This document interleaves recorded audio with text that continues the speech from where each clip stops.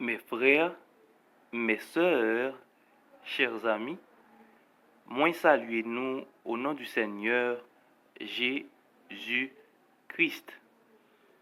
Jeudi qui c'est vendredi 10 octobre, le son est basé sur les commentaires de la sœur White.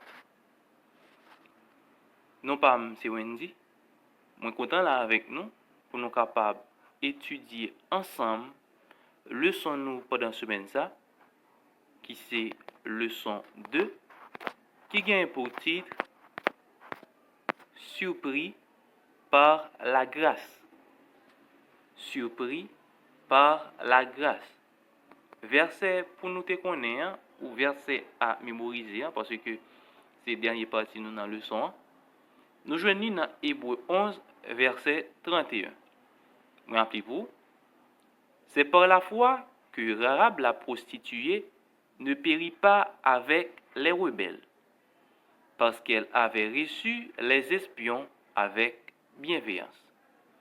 Et une autre fois, c'est par la foi que Rahab la prostituée ne périt pas avec les rebelles, parce qu'elle avait reçu les espions avec bienveillance.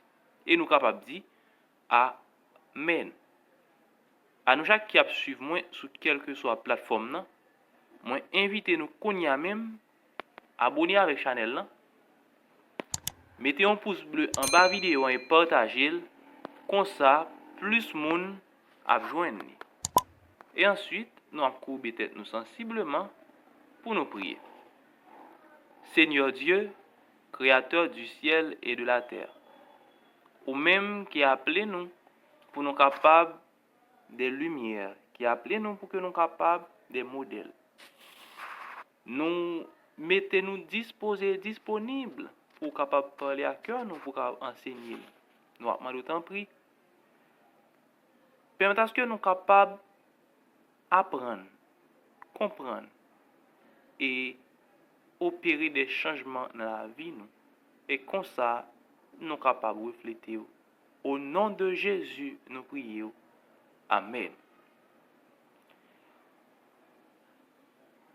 Encore une autre fois, dans la leçon aujourd'hui, nous allons lire des commentaires, surtout de la sœur Ellen White. Mais juste avant, auteur là lit, invitez-nous lire chapitre ça, qui c'est le passage du Jourdain, page 442 à 443, dans le livre ça qui est les patriarches et prophètes, qui est écrit par la sœur Ellen White. Eh bien, dans le texte là, dans le commentaire que l'auteur a fait, il pral expliquer nous que dans l'histoire Rahab avec espion, nous pas attendre parler de fin histoire là du tout. Eh bien, tout Ancien Testament de Josué chapitre 3 à Malachie, eh bien, nous pas attendre parler de Rahab avec espion encore. Mais nous prenons le temps de parler de Rahab uniquement dans le Nouveau Testament qui pral faire nous connaître surtout dans la généalogie que Rahab était madame Salmon. Salmon c'est papa Boaz et Boaz c'est papa Obed. Obed c'est papa Isaïe. Isaïe c'est papa David. Eh bien, c'est lien ça qui te gagné entre Rahab avec lignée David. Nous connaissons lignée David là, c'est lui-même qui c'est lignée Jésus. C'est dans lignée ça que Jésus lui-même lui sorti. Et non seulement ça tout qui est la lignée de Judas. Faut nous préciser ça. Et c'est dans lignée ça tout que nous avons joindre Ruth. Ruth nous connaît, c'est une femme extraordinaire. Nous avons gagné une leçon que nous avons étudiée sous Ruth déjà, qui c'est une femme de foi. Et ça qui est intéressant encore, c'est que Rahab était belle-mère Ruth. C'est-à-dire, Rahab gagne un pile lien avec lignée Juda. Nous sommes capables de joindre quelques textes, qui c'est Matthieu 1 verset 5, 8, 4 verset 13, 21. Et nous sommes capables de voir que parole Jésus l'était dit, si toutefois ou gagnez la foi tant qu'on petit grain montade, eh bien on peut dire montagne la déplacer, il a déplacé. Eh bien par rapport avec acte de foi que Rahab était posé, il était capable de faire partie d'une lignée royale, qui est la lignée de David, la lignée de Juda. Eh bien là, nous sommes capables de voir plus bas que la sœur White lui fait des commentaires sur la vie de Rahab. Côté il dit, et sa conversion, celle de Rahab, ne fut pas un acte isolé dû à la grâce de Dieu en faveur des idolâtres qui reconnurent la divine autorité du Sauveur. Un peuple idolâtre situé à l'intérieur du pays, les Gabaonites, abandonna son idolâtrie et se joignit à Israël, se mettant ainsi au bénéfice de l'alliance. Deuxième commentaire. Dieu ne fait aucune distinction de classe, de race ou de nationalité. Il est le créateur de tous les hommes. Tous font partie d'une même famille, par la création et par la rédemption. Le Christ est venu abolir tout mur de séparation, ouvrir à chacun les parvis du temple, afin que les âmes trouvent un libre accès auprès de Dieu. Son amour est si grand, si profond, si complet qu'il pénètre en tout lieu.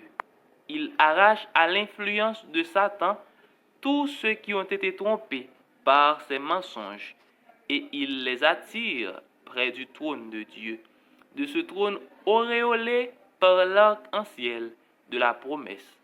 En Christ, il n'y a plus ni juif, ni grec, ni esclave, ni libre. Eh bien, dans l'Ancien Testament, avant la mort de Jésus, c'est avec un pile difficulté, avec un pile problème, après un pile misère, pour peuple Israël n'a pas accepté une autre nation.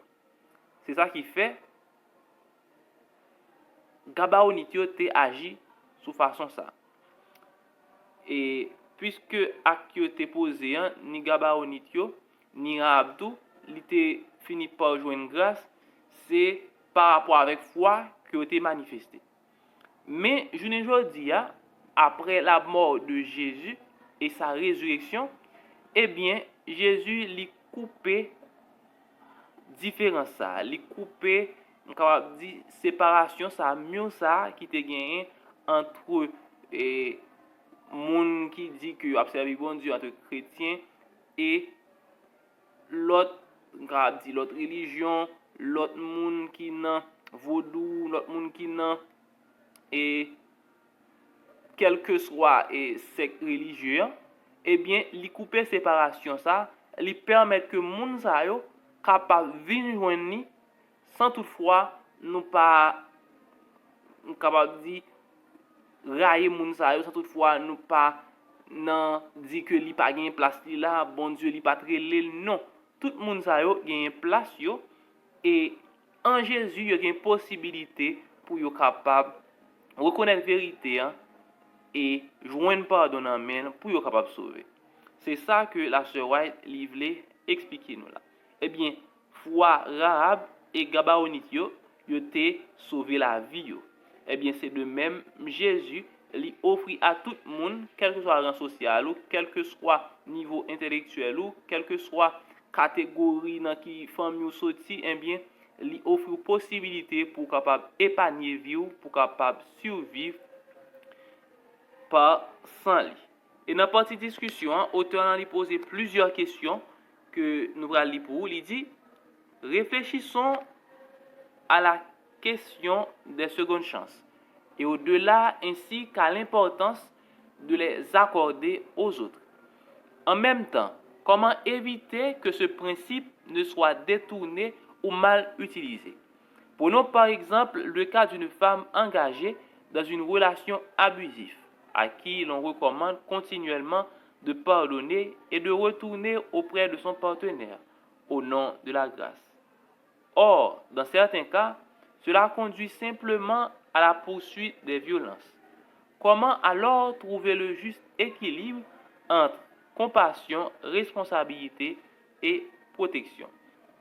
Eh bien là, auteur là, il montre nous que grâce là, nous pas supposé utiliser dans un sens que ou abuser de l'autre là, et puis ou voulez faire comprendre que c'est la grâce qui exigeait ça.